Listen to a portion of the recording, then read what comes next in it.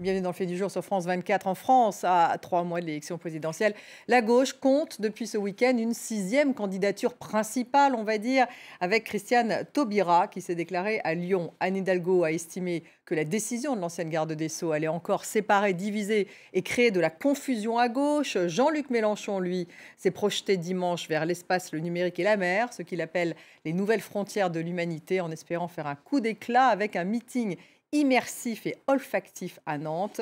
Dans le même temps, une primaire populaire a annoncé avoir franchi la barre des 250 000 inscrits pour désigner justement le candidat qu'elle soutiendra parmi les 7 personnalités à gauche. Vous le voyez, à 3 mois de la présidentielle, la gauche est fracturée, plus fracturée que jamais. On écoute Christiane Taubira et Jean-Luc Mélenchon. On en parle ensuite avec Jean Garrigue. La seule contradiction, monsieur Delahousse, c'est de proclamer que l'union est nécessaire, ce que fait chaque candidat, et de rester chacun dans son couloir. Moi, je dis très clairement que je reconnais les règles de la primaire populaire et que je reconnais d'avance le résultat de cette primaire populaire. C'est-à-dire que puisque l'union est reconnue comme indispensable, qu'elle n'a pas été accomplie à l'échelle des candidats. Le dernier espace démocratique qui rend possible cette union, c'est la primaire populaire. Donc, pour ce qui me concerne, je suis dans une cohérence du début à la fin. Ce n'est pas d'union dont on a besoin, c'est de clarté et de mobilisation populaire. Vous ne pouvez pas mobiliser si vous donnez l'impression que vous êtes un menteur qui va ensuite arranger ses carabistouilles dans un coin avec ses copains des autres partis. Je ne suis pas leur copain. Que cela soit dit une bonne fois pour toutes. On en parle avec mon invité Jean Garrigue, historien spécialiste de la politique française. Bonsoir Jean Garrigue, merci beaucoup d'être avec nous. Alors, tout d'abord, que pensez-vous de l'annonce de Christiane Taubira? On a entendu, donc Anne Hidalgo estime que la décision va encore séparer, diviser et créer la confusion à gauche. Ça n'est qu'une candidature de plus.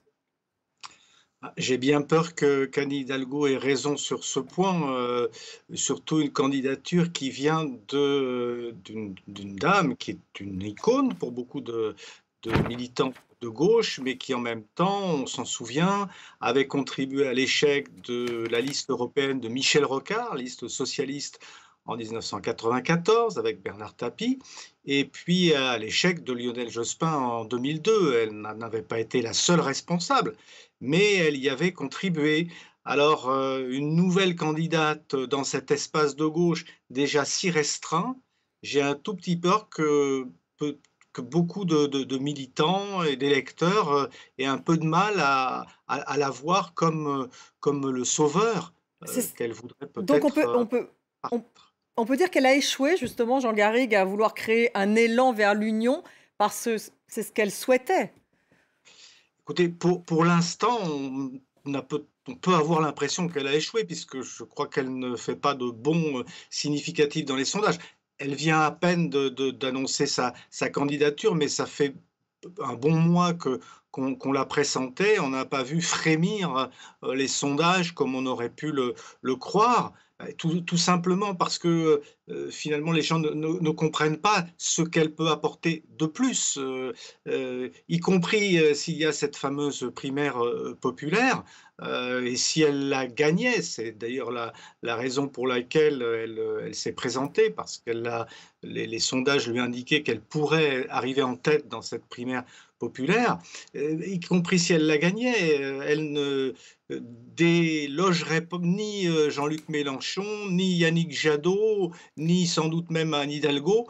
Donc ça serait quand même un pari de toute manière, à mon sens, manqué. Non, Jean Garrigue, justement, pour parler de cette primaire populaire et l'expliquer un peu à nos téléspectateurs du monde entier, elle a franchi la barre des 250 000 inscrits, cette primaire populaire, ce qui est assez important.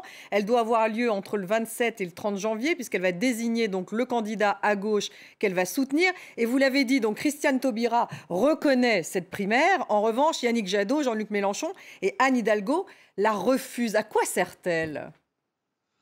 Elle sert à exprimer la frustration d'une grande partie des électeurs et surtout de militants de gauche qui sont déçus par la division de leurs couleurs et aussi par comment dire ça, l'inflexion globale de la vie politique française vers la droite et vers les thématiques de la droite qui ont occupé et qui continuent à occuper, même après la pré-campagne, les esprits. Donc il y a une sorte de manière pour la gauche de se recroqueviller comme ça sur ces bases. Et donc ces militants-là, ils cherchent à en quelque sorte forcer la main de leurs dirigeants pour les pousser à se réconcilier. Mais ils cherchent surtout à faire exister la gauche, parce qu'il ne faut pas s'y tromper. Tous les candidats de gauche, pardon, sauf peut-être Jean-Luc Mélenchon, finalement, ils ne jouent pas l'élection de 2022, ils savent qu'elle est perdue, ils jouent l'après. Ils jouent la préparation de ce que sera précisément cet espace de la gauche après 2022. Donc les législatives ou pas? Ou simplement la prochaine présidentielle? Dans un premier temps, les législatives, mais surtout, au-delà même de la présidentielle de 2027, ce que pourrait être une gauche recomposée dans laquelle, par exemple, le Parti socialiste, qui était le cœur de la gauche, l'ossature de la gauche depuis 30 ans, deviendrait une force d'appoint, dans laquelle les écologistes joueraient un rôle beaucoup plus important qu'ils ne l'avaient joué, dans laquelle il faudrait préparer l'après Jean-Luc Mélenchon dans la France insoumise, et Dieu sait que ça sera compliqué. Ouais. Donc vous voyez, il y a énormément de questions qui se posent pour cette gauche, la question fondamentale étant de trouver une identité programmatique, et là c'est très compliqué parce qu'ils ne sont pas d'accord les uns avec les autres. Oui, alors elles sont irréconciliables vraiment ces gauches en France, alors que les sociodémocrates sont dans une coalition avec les Verts et les libéraux en Allemagne, que vous avez également une coalition en Espagne entre le Parti socialiste et les alliés d'extrême gauche, Podemos. Pourquoi en France ne s'entendent-ils pas? Parce qu'il y a des traditions d'abord, tradition communiste, tradition de l'extrême gauche, tradition marxiste qui se rejoue aujourd'hui dans l'opposition entre le peuple et les élites, tradition écologiste aussi, une tradition écologiste qui, contrairement à la tradition allemande par exemple, est une tradition d'opposition plus que de gouvernement. Yannick Jadot essaye de faire changer les choses. Donc c'est très compliqué de trouver une dynamique de gouvernance dans cette gauche-là, parce qu'il faut aussi rappeler que la gauche de gouvernement, une grande partie d'entre elles, que ce soit d'ailleurs ses leaders ou ses militants, cette gauche-là, elle est partie chez Emmanuel Macron. Hein. On a un peu trop tendance à assimiler Emmanuel Macron au centre-droit. Mais il y a tout un bloc quand même de centre-gauche qui a suivi Emmanuel Macron. Et elle va y rester, vous pensez? Et elle va y rester, cette gauche qui a effectivement voté pour Emmanuel Macron il y a 5 ans. Elle votera encore pour lui.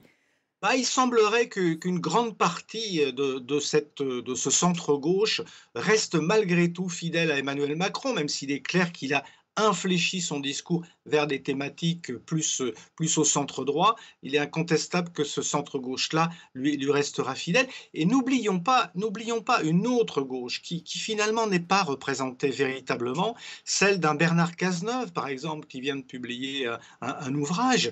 C'est une gauche qui, au fond, est un peu dans la continuité de celle de François Hollande. Et bizarrement, ou pas bizarrement d'ailleurs, cette gauche-là, ayant été discréditée par l'échec de François Hollande en 2017, eh bien, elle n'existe plus véritablement. Elle est plutôt dans l'opposition à Anne Hidalgo au sein du Parti socialiste. Or, cette gauche-là, moi, je crois que c'est elle qui porte l'identité social-démocrate, celle qui ressemble à ce qui se fait en Allemagne, par exemple, et c'est elle qui pourrait aussi être un élément du renouveau de la gauche. Marine Le Pen, son image s'est adoucie avec l'irruption d'Éric Zemmour. C'est ce qu'on apprend aujourd'hui dans un certain nombre de sondages. Est-ce qu'effectivement on va se retrouver, d'après les sondages, encore dans un duel Emmanuel Macron-Marine Le Pen ? C'est une possibilité. Il y a une grosse difficulté pour Valérie Pécresse aujourd'hui, après l'élan qu'elle a connu avec sa victoire à la primaire de la droite. La difficulté, c'est précisément de faire le grand écart entre une droite populaire dure, celle que représente Éric Ciotti, et puis une droite libérale qu'elle incarnait jusqu'à présent, un peu technocratique, qu'on va trouver chez un Éric Woerth, par exemple. Et là, c'est quand même difficile difficile de mettre ensemble cette mayonnaise. Elle a un peu de mal aujourd'hui à le faire.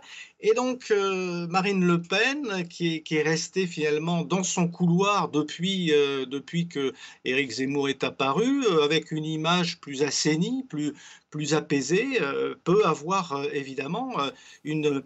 La force de Marine Le Pen, c'est qu'elle a quand même un électorat captif, une base électorale qui pourrait bien l'amener, en tout cas, à être qualifié pour le second tour. Voilà, Éric Zemmour qui a été condamné d'ailleurs à 10 000 euros d'amende avec possibilité d'emprisonnement par le tribunal correctionnel de Paris pour provocation à la haine. Merci beaucoup Jean Garrigue d'avoir été avec nous.